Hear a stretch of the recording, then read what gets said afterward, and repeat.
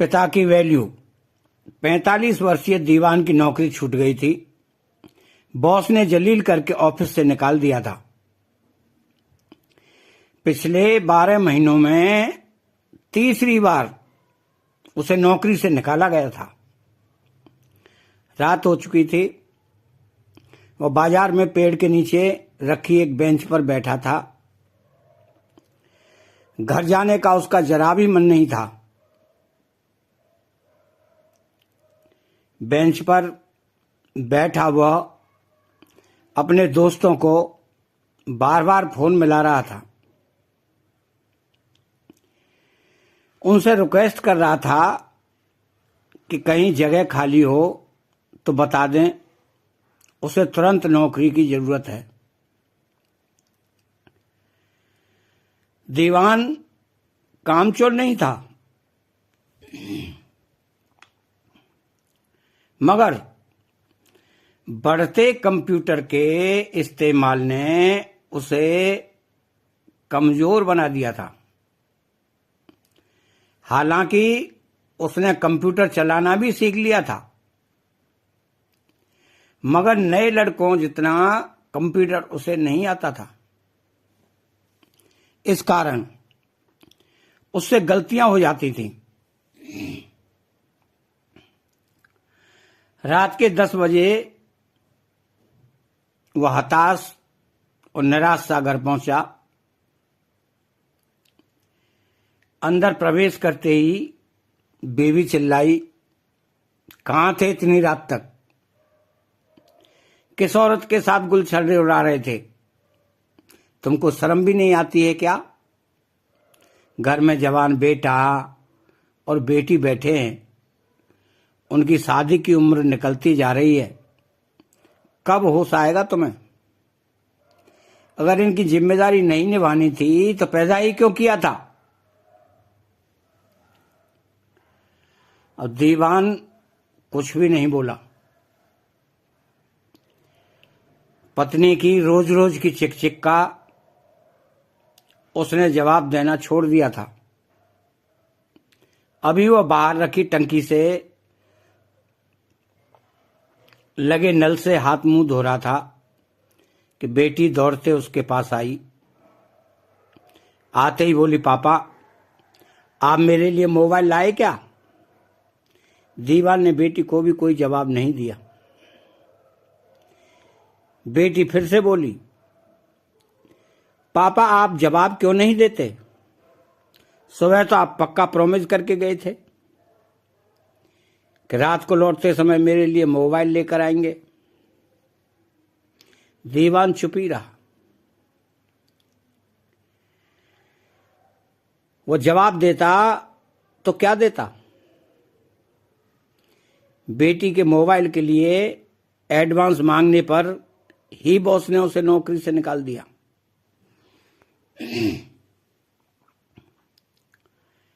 बेटी अपने हाथ में पकड़े पुराने फोन को दिखाते हुए बोली, आपको क्या लगता है पापा, मैं झूठ बोल रही हूं? देखो ये मोबाइल सचमुच खराब हो गया है। ऑन करते ही हैंग हो जाता है। दीवान चुप था।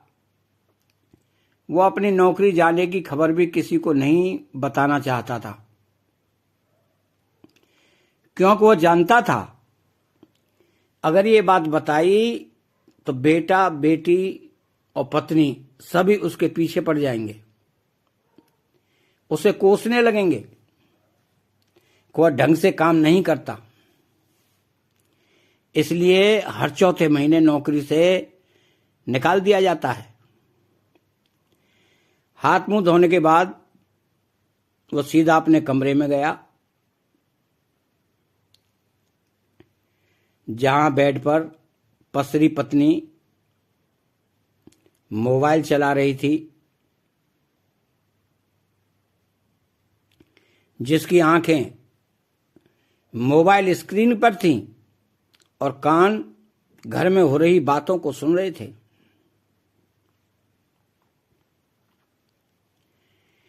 ज्यों ही दीवान ने कमरे में कदम रखा वो चिल्लाई, जवाब क्यों नहीं देते?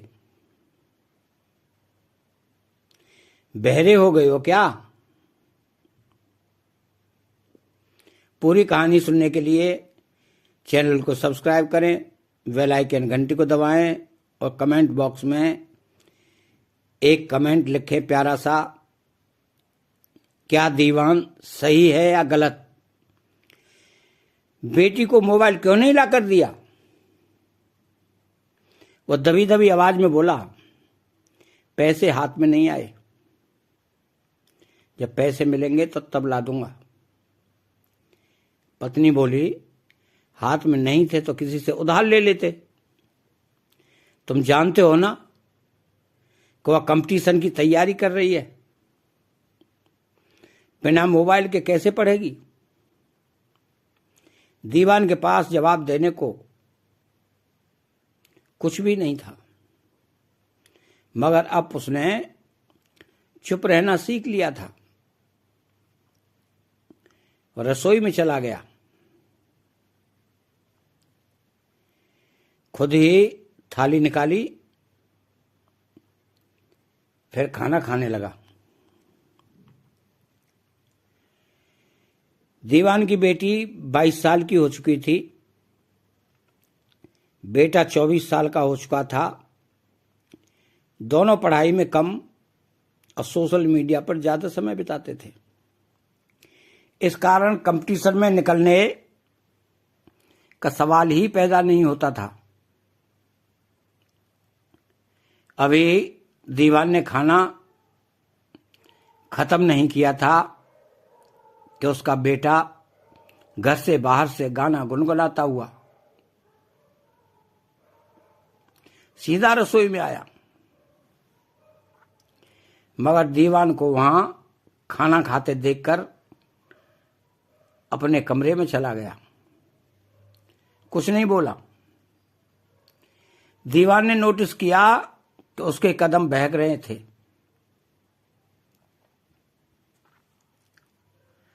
जरूर यार दोस्तों के साथ बैठकर पीकर आया हुआ। शुरू में जब बेटा पीकर घर आता था तब दीवान उसे बहुत डांटा करता था।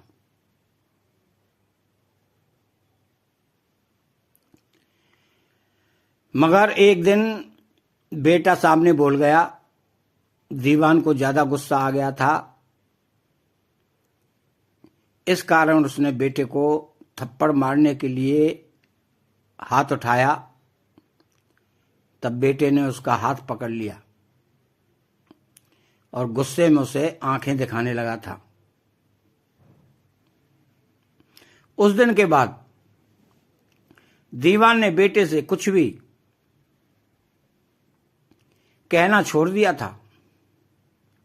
वो खाना खाकर वापस कमरे में आया तब पत्नी की किचकिच फिर से शुरू हो गई थी, मगर वह चुपचाप सो गया। सुबह जल्दी उठकर वह काम की तलाश में निकल गया।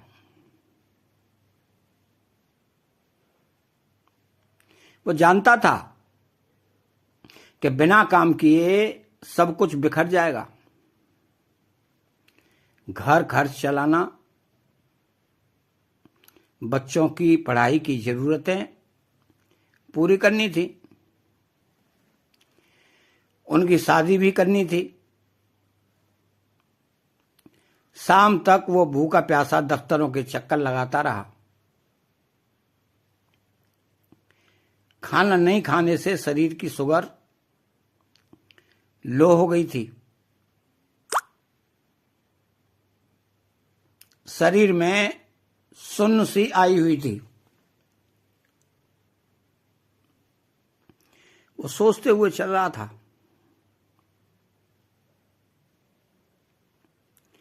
पता नहीं कब चलते चलते वो फुटपाथ से मुख्य सड़क पर आ गया।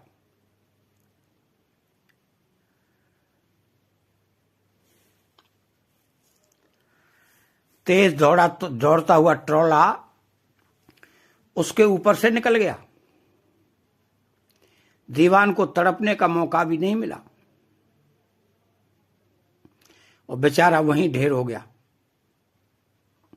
सड़क पर ही उसके प्राण पखेरु उड़ गए।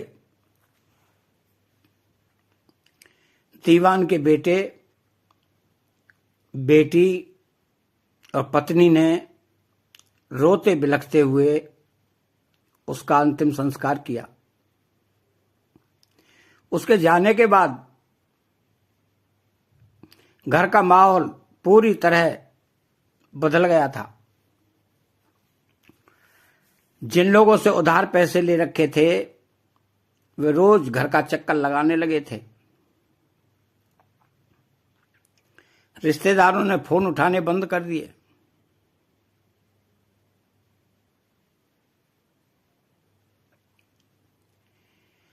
घर का वाईफाई का कनेक्शन कट चुका था। अचानक से घर में नेट चलना बंद हो गया था। बेटी और बेटा अब खाने में कमी नहीं निकालते थे। जो भी मिल जाता खा पी कर पानी पी लेते थे। बेटे की आजादी खत्म हो गई थी। अब वह एक कपड़े की दुकान में 7,000 रुपये महीने की नौकरी करने लगा था।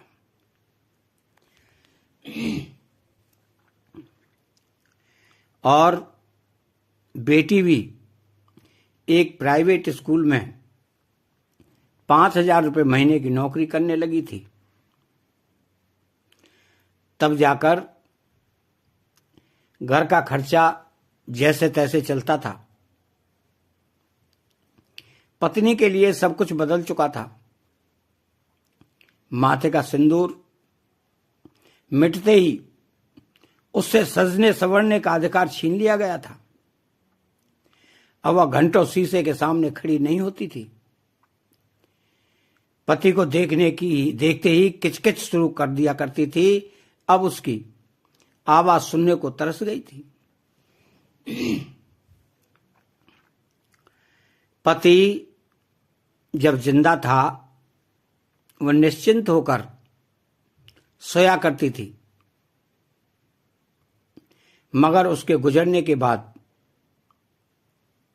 एक छोटी सी आवाज भी उसे डरा देती थी। रात भर नींद के लिए तरसती रहती थी। उसे नींद तक नहीं आती थी। उसके गुजरने के बाद पूरे परिवार को पता चल गया था कि वो उनके लिए बहुत कुछ था। वो सुख चैन था, वो नींद था, वो रोटी थी, कपड़ा था, मकान था, वो पूरा बाजार था, वो ख्वाहिशों का आधार था। मगर उसकी वैल्यू उसके जीते जी उन्हें पता नहीं थी। बाप की कदर किया करो, अगर वो गुजर गया तो अंधेरा छा जाएगा। अतः चैनल को सब्सक्राइब करें, बेल आइकन घंटी को दबाएं, कमेंट बॉक्स में जय श्री कृष्णा लिखें। बोलो जय श्री कृष्णा।